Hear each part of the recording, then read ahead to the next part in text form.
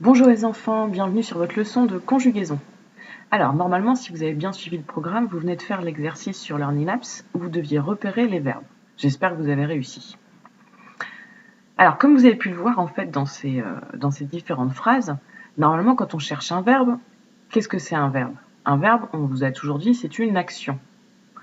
Le problème, c'est que dans ces phrases-là, ce n'étaient pas des actions. C'est-à-dire qu'en fait, si jamais on veut mimer cette petite phrase, on ne peut pas. Quand on dit la maîtresse mange une crêpe, on peut mimer ça, on peut faire semblant que la maîtresse mange la crêpe. Mais sur ces phrases-là, Marie est en retard, on ne peut pas le mimer. Donc en fait, la solution pour trouver le verbe ici, ça reste de le passer à la forme négative, comme je vous ai expliqué. Donc si on passe à la forme négative, on a bien Marie n'est pas en retard. Donc on voit bien que le verbe, il est entre ne et pas, il est ici. Donc je vais chercher, hop, monsieur verbe, et je le mets en dessous. En dessous, la maîtresse est au tableau. On fait la maîtresse n'est pas au tableau. On se retrouve avec le verbe ici. La directrice est gentille. La directrice n'est pas gentille. Le verbe est ici. Tous ses camarades sont assis. Tous ses camarades ne sont pas assis. Le verbe est ici. La petite fille a peur. La petite fille n'a pas peur. Le verbe est ici. Elle a les larmes aux yeux. Elle n'a pas les larmes aux yeux. Le verbe est ici. Mais c'est pas facile ici, parce qu'on ne sait pas ce que c'est comme verbe. D'habitude, quand je vous dis, comme tout à l'heure, la maîtresse mange une crêpe, vous savez que mange, c'est le verbe manger. On rajoute ER. Mais là, c'est pas si simple. On ne connaît pas le verbe ester. Alors, d'après vous, quels sont ces verbes ici qu'on a? On a deux verbes en fait là.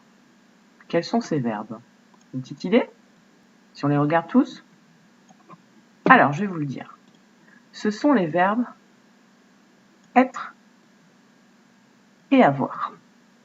Alors là, j'ai mis des gros bonhommes parce que les verbes être et avoir, c'est ce qu'on appelle les auxiliaires, mais ça on le reverra plus tard. C'est des verbes très très importants pour construire la conjugaison en français. Mais ils sont complètement différents des autres, c'est-à-dire qu'ils ne se construisent pas du tout pareil. On ne les conjugue pas de la même manière. Vous savez que conjuguer un verbe, c'est changer sa terminaison en fonction du sujet. Tiens d'ailleurs, si on essayait de repérer le sujet dans les phrases d'avant. Alors on va essayer. Marie est en retard. Qui est-ce qui est en retard? Marie. On aurait pu le remplacer par elle. La maîtresse est au tableau. Qui est-ce qui est au tableau? La maîtresse. C'est donc le sujet. La directrice est gentille. Qui est-ce qui est gentil? La directrice. Tous ses camarades sont assis. Qui est-ce qui est assis? Tous ses camarades. La petite fille a peur. Qui est-ce qui a peur? La petite fille. Donc là, je suis en train de repérer tous les sujets. Elle a les larmes aux yeux. Qui a les larmes aux yeux? Elle. Voilà. Donc on voit bien en fait que comparé au verbe en ER qui se terminait en ER qu'on a vu précédemment, là la conjugaison n'est pas du tout pareille. Donc on va essayer de comprendre comment ça marche. Il va falloir être sérieux. Alors, je vais regrouper tout ça. Hop. Et le ranger. Zoup, j'en ai plus besoin. Ah, j'en ai oublié un. Alors, on va commencer par le verbe être. Tiens, alors pour conjuguer un verbe, vous savez, je vous l'ai déjà dit, on essaye de faire une phrase. Donc on utilise nos petits pronoms personnels que vous connaissez, à ne pas confondre avec les déterminants, vous savez. Alors, les pronoms personnels qui sont je, tu, il, elle, on, nous, vous, il, elle. Et puis on va faire une phrase, tiens. Je, heureux. Alors, qu'est-ce que ça donne?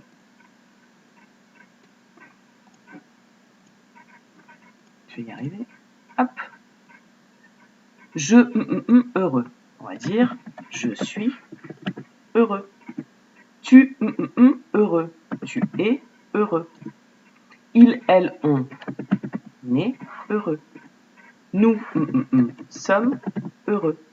Vous, êtes heureux. Ils, elles, sont heureux. Et voilà, on a construit tout simplement notre verbe être. Alors le verbe être, il est à connaître. De toute façon, il est à connaître par cœur. Donc on l'apprendra au fur et à mesure. Pour l'instant, on la construit ensemble et on verra. Je vais le mettre là. Donc on a fait le verbe être maintenant. Mais maintenant, ce qui nous intéresse, c'est le verbe avoir. Alors vous allez voir, avoir, il est encore plus simple, hein, je trouve. Donc on prend nos petits pronoms personnels, comme d'habitude. Hop. On prend un petit morceau de phrase et on va dire avoir un chien. Bah oui. Avoir un chien. Alors, comment on va faire avoir un chien?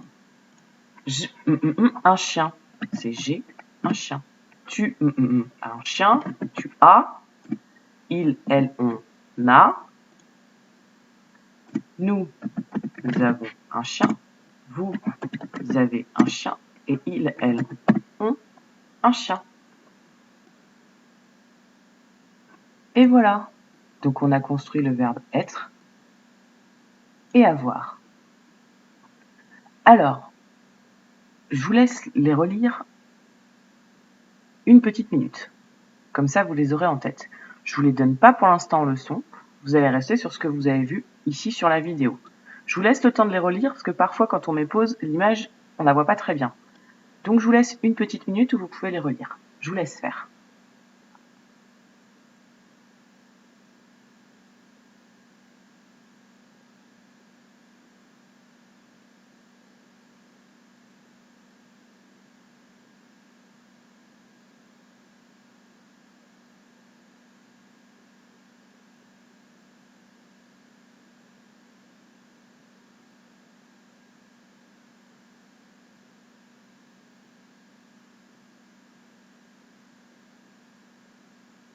Voilà les enfants. Alors maintenant, vous allez pouvoir couper la vidéo et juste après, vous avez un exercice exprès pour revoir ces deux petites conjugaisons du verbe être et avoir. À plus tard les enfants.